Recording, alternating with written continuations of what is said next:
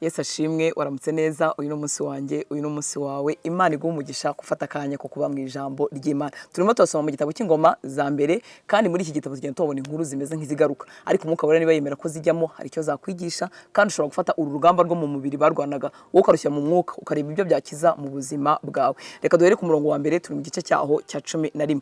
Ngo bukeye Abisirayeli bose bateranira aho Dawidi yarari i Heburoni, baravuga bati, umva turi amaraso yawe, turubura bwawe. Mu bihe bya kera ubwo Sawuli yari umwami, niwe watabazaga Abisirayeli ukabatabarura, kandi Uwiteka Imana yawe yarakubwiye iti, ni wowe uzaragira ubwoko bwanjye bwa Isirayeli, kandi iti uzaba umugaba w'ubwoko bwanjye bwa Isirayeli. Nuko abakuru ba Isirayeli bose basanga umwami i Heburoni. Muribuka ko Dawidi yabanje kwima i Heburoni akamara igihe kinini, ikindi gihe akazimba ku gihugu cyose. Ngo nuko abakuru ba Isirayeli bose basanga umwami i Heburoni, ahasezeranira nabo imbere y'Uwiteka isezerano, bimikisha Dawidi amavuta ngo abe umwami wa Isirayeli, nk'uko Uwiteka yavugiye muri Samweli.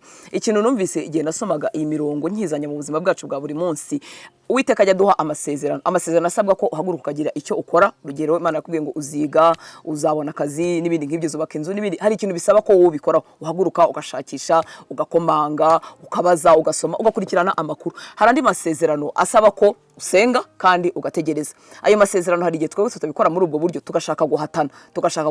Dawidi igihe cyarageze, abakuru ba Isirayeli nibo baje kumushaka. Igihe kigeze baraza bamwimika, baramwimika mu gihugu cyose. Hari amasezerano rero igihe kijya kigera umuntu atarinze guhatana. Hari amasezerano kuko bisaba kuhaguruka ugakora, ariko nongere nkubwire ngo ibyiza Uwiteka tugambiriraho ntago bisaba guhatana. Ngo umuntu ahatana avuga ngo Imana yavuze ko nzakomera, nzicara hana, none ngomba gusunika kanaka, ngomba gutanga ruswa ahangaha, ngomba kwigiza yuyu, ngomba kugambana n'uyu, ngomba kubwira ibingi kugira ngo mureshye. Oya, amasezerano y'Imana nta kintu na kimwe kijya kiyatangira. Ibyo uzagwa gukora ukoresheje ubwenge bikore, aho usabwa gukomanga hakomange, abo usabwa kugisha inama bagisha inama, ariko igihe runaka cy'Uwiteka gushyira umuntu ahantu runaka n'Uwiteka ubikora. Hari igihe abana b'Imana bashukwa. Reka nkubwire, ntabwo Imana ikeneye ubukoryo bwacu cyangwa amanyanga yacu kugira ngo itugeze ahantu runaka. Uko Imana yohereje aba bantu bakajyaza kuzana Dawidi akima ku gihugu cyose, nshuti y'Imana. Mwibuke igihe rero sigiye amavuta, mwibuke igihe byafashe, mwibuke intambara yaciyemo, ariko nta kintu kijya kibuza amasezerano y'Imana gusohozwa. Kora icyo ugomba gukora mu bwenge bwawe, hanyuma mu gice cyo mu mwuka naho hakore, usenge, witegure, ariko ntazagire ikintu cy'inyanga na rimwe urimo ukora kugira ngo usohoze bya bindi Uwiteka yakubwiye. Oya, ibyo ngibyo soko nguko Uwiteka akora. Ku murongo wa 4 ngo hanyuma Dawidi n'Abisirayeli bose bagiye Yerusalemu ahitwa Yebusi, kandi abayebusi nibo bari abaturage bo muri icyo gihugu bari basanzwemo. Abiyebusi babwira Dawidi bati, hano ntabwo uzahamenera. Ariko Dawidi ahindura igihome gikomeye cya Siyoni, ariho habaye ururembo rwa Dawidi. Nanejejwe n'uyu murongo uburyo bamwe ngo aha hantu ntabwo uzahashobora, harakomeye, ntago uzahamenera. Ibi bintu numva nabikuramo tukabishyira mu buzima bwacu. Umwanzi burya bafite ahantu yagiye ashyiraho akarongo akavuga ngo ibintu uzabishobora, ntayo igwanyu wabishoboye. Uru rugamba rwo mu mwuka si wowe wa mbere rutsinze, hari abandi bantu benshi barutsinzwe, nawe ukigarukiriza aho ngaho. Ariko nasanze kugambirira kwa Dawidi dushobora gushyira mu buzima bwacu. Uzi ko wagambirira ukavuga ngo imigisha yose Uwiteka yamvuzeho, intambara yose yo mu mwuka yari yarafashe bene wacu, ibyo Satani yaratwajemo igituga mu muryango wanjye cyangwa abajenerasi yanjye, nyewe ntago bizashoboka, paka nzahagarara aho Uwiteka agambire kumpagarika. Ibyo bintu tukabikora bigakunda.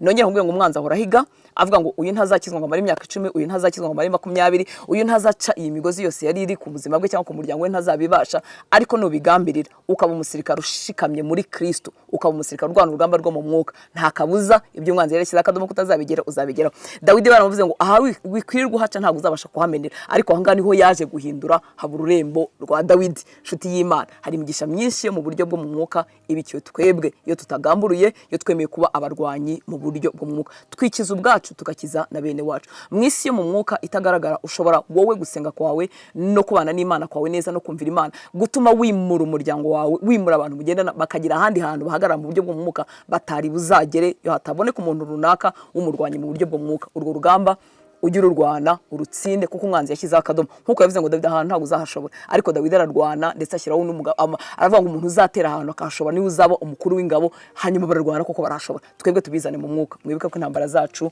atari iz'umubiri. Ku murongo wa 6 ubwo Dawidi yaravuze ati, uri bubanze kunesha abayebusi niwe uzaba umutware n'umugaba, maze Yowabu mwene Seruya abari ubanza kuhamenera abo mugaba w'ingabo. Dawidi atura muri icyo gihome gikomeye, nicyo cyatumye bacyita ururembo rwa Dawidi. Yubaka umudugudu impande zarwo zose, uhereye imiro n'impande zose. Yowabu nawe asana ibindi bice by'umudugudu bisigaye, maze Dawidi akajya arushaho gukomera kuko Uwiteka nyir'ingabo yari kumwe nawe.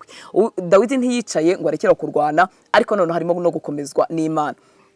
umunsi kundi yarazamukaga, azambuwe n'iki? No kubaha Imana. Nshuti y'Imana, ibi bintu biracyabaho, ibi bintu biracyakora. Kubaha Imana birimo imbaraga mu gice cyo mu mwuka tutazi, kandi igice cyo mu mwuka ntikijya kiguma mu mwuka gusa ngo kiguma ari ikintu kitagaragara, igihe kiragera kigahinduka ikigaragara. Hitamo kubaha Uwiteka. Ngo Dawidi agenda arushaho gukomera umunsi ku munsi, kandi cyamukomezaga si ikindi ni uko Uwiteka ari kumwe nawe. Mwibuke icyacogoje Sawuli, n'icyatumye Sawuli agenda yoroha ubwami bumushiraho nuko atubahaga Uwiteka. Kubaha Uwiteka bizakubera imbaraga, bizagushyitsa ahantu utagashyitse, bizakuremera ikimeze nk'igihome mu buzima. Umwanzi nagushaka akubure, ababi nibagushaka bakubure. Ku murongo wa 10 ngo aba nibo bari bakomeye mu ntwari Dawidi yari afite, nibo bafatanyije nawe kwerekana imbaraga zabo mu bwami bwe, bagafatanya n'Abisiraheli bose kumwimika nk'uko Uwiteka yavuze ku Bisiraheli. Ngaba abagabo b'intwari Dawidi yari afite, uko umubare wabo wari uri: Yashobeyamu umwana w'Umwahakimoni, umutware w'ab'intore 30, yabanguye 10 rye kurwanya abantu 300, abicira icyarimwe. Mu bantu b'intwari za Dawidi bose bari baragiye babizo ntwari kuko babikoreye. Mbibutse ko gukizwa ari ubuntu, no kwizera Kristo, nkizera ko yapfuye akazuka ku bwanjye, hanyuma nkabarirwa ibyaha, nkabarwaho rwose gukiranuka, ngahinduka umwana w'Imana. Ariko urugamba rwo mu mwuka ni ukuri turarurwana, iyo tutarurwanye turarutsindwa. Umuntu ntazagushuke ngo umuntu amaze gukizwa ngo biba bihagije ngo ashyira akadomo kiyicarira. Oya, nudasenga, nutarwana, nudakura mu mwuka, buriya no gukura ni igice kinini cyo gutsinda. Kuko uko nkura mu mwuka niko umwanzi atanshyiraho ibibeshyo bye, niko atanshyiraho ibinyoma bye, niko menya ijambo ry'Imana, niko menya ibindengera, niko menya iby'Imana yanga. Gukura ko mu mwuka ni uruhande rumwe rw'ubutsinzi bwanjye. Rero Dawidi izi ntwari zarabikoreye, barushanaga ubutwari, umwe akaba umugaba w'ingabo, undi akaba muri za zindi 30, undi akaba muri 3, byose bitewe n'imirimo babaga bakoresha amaboko yabo y'intambara. Mu mwuka ntago haba mu ruswa. Mu mwuka Satani aratumenya, ubwami bw'umucyo bukatumenya, bakavuga ngo iki ngiki sinakizana ahangaha kuko ahangaha yaraharenze, ahangaha yarahatsinze. Kandi nanone ubwami bw'umwijima bukatumenya, kuvuga ngo uyu nguyu ni uwacu, iyo dushatse turamugusha, iyo dushatse turamuryamisha, iyo dushatse tumuvanamo. Nongeye kubwira urugamba rwo mu mwuka rurireyeri, kandi uko uzarurwana niko ruzakomerera. Ba mu bantu batsinda. Ku murongo wa 17 nuza gukomeza no hepfo uraza kubona intwari za Dawidi, barazivuga mu mazina arambuye, zose zari intwari z'abarwanyi mu bifatika, ariko twebwe uyu munsi turarwana mu mwuka. Haravuga ku murongo wa 17 ngo Dawidi akumbuye aravuga ati, icyama nkabona unsomya ku mazi y'iriba ryo kwirembo ry'i Betelehemu. Maze abo batatu batwaranira mu ngabo z'Abafilisitiya. Nuvuga ngo kugira ngo bagere kuri aya mazi uyu mwami Dawidi yifuzaga, bagomba guca mu ngabo z'abanzi babo. Ngo maze abo batatu batwaranira mu ngabo z'Abafilisitiya, bavoma amazi mu iriba ryo kwirembo ry'i Betelehemu, barayajyana bayashyira Dawidi. Ariko Dawidi yanga kuyanywaho, ahubwo ayabyarira cyangwa se ayatura Uwiteka, ayabyarira imbere y'Uwiteka. Abishayi murumuna wa Yowabu ni wari umutware wa 3, kuko yabanguye 10 rye kurwana n'abantu 300, akabica akamamara muri abo 3. Nukomeza hepfo akomeza kubona intwari za Dawidi. Igihe cyarageze Dawidi arakumbura ahantu atabasha kugera, kumbura amazi yo kwirembo ry'i Betelehemu, kuko hagati mbere yuko bahagera hari urugabano rukomeye rw'Abafilisitiya, hari inkambi ikomeye y'Abafilisitiya, ku buryo ariko intwari zimwe mu ntwari ziravuga ubwo mwamba kumbuye amazi yahanga, turahara amagara yacu tugende tugereye. Warazi ko guhara amagara yabo kwatumye batanicwa, baragenda barayavoma. Ariko Dawidi abibonye aravuga ngo aba bantu bitanze mu buryo mugana gutya, ntabwo aya mazi nayanywa, reka nyature Uwiteka. Hari ibintu cyo dukumbura byahoze ari byiza twari dufite mu mwami, umwanzi arabitunyaga. Reka nkubwire nshuti y'Imana, haguruka usenge ibyiza Uwiteka yakugeneye mu bikwegereye. Hari imigisha dutungira hano ku isi tutazatunga turi mu ijuru, ariko gusenga kwawe no kuba amaso kwawe kuzagarura ibyiza byose Uwiteka yakuvuzemo, kuzagarura gukiranuka, kuzagarura ibyiza wagenewe ukiri hano mu mubiri, bitazatubaho turi mu ijuru, ko mu ijuru tuba dufite ubundi bwiza n'ibindi bintu biryohe byo muri buriya bwami, hariwe buriya bwami bwonyine. Reka kunamuka mu buryo bwo mu mwuka, reka gushyira intwaro zo mu mwuka hasi, ahubwo haguruke ube umurwanyi. Turimo turasoma urugamba rusanzwe rw'intambara y'amaboko n'amasasu, ariko ndagira ngo ugaruke ku rugamba rwo mu mwuka. Ni ibiki warambitse hasi, ni ibiki byajyaga binezeza ubuzima bwawe, binezeza n'Imana ku buzima bwawe. Uyu munsi kavuga warabinyazwe, ese wahaguruka ukongera ukarwana nawe ukabitunga. Imana iguha umugisha, wibuka kuri igikoresho Imana yakorana nawe kugira ngo wikize ubwawe kandi ukize na bene wanyu. Gira umunsi mwiza, urakoze.